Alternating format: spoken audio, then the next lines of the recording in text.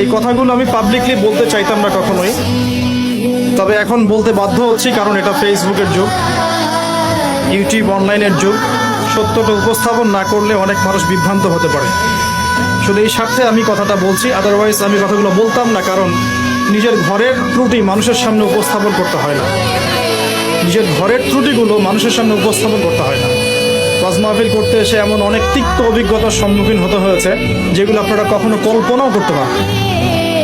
এমন অনেক মাহফিলে গিয়েছি যে এত উচ্চ মানের সমাদর, ভালো ব্যবহার, রুটিন সিস্টেম, আপনার আমাদের যাতায়াত থেকে শুরু করে সিকিউরিটি এত সুন্দর করে করেছে বলার বাইরে।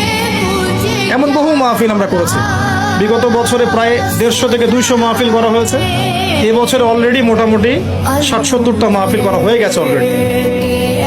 আমি বাসা থেকে বের হয়েছি নভেম্বর মাসে এবং মাহফিলের সিজন শেষ হবে মার্চ মাসে। আপনারা জানেন না যে ভিতরে কত গল্প থাকে। পরিবার থেকে দূরে থাকি আমরা, রাস্তাঘাটে হায়াত যাচ্ছে।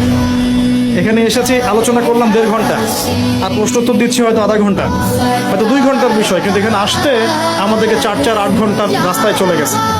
এটা কিন্তু মানুষ বুঝবে। ওয়াজ মাহফিল করতে এসে অনেক কিছুই ফেস করেছি, যেগুলো আমি ঘরের ত্রুটি মানুষের সামনে বলতে চাইতাম না কখনোই, কিন্তু এখন কিছু কিছু ঘটনাকে কেন্দ্র করে এগুলো বলতে বাধ্য হচ্ছে। না বললে মানুষের সামনে প্রকৃত সত্যটা উপস্থাপিত হবে। আর কতদিন চুপ করে থাকবে?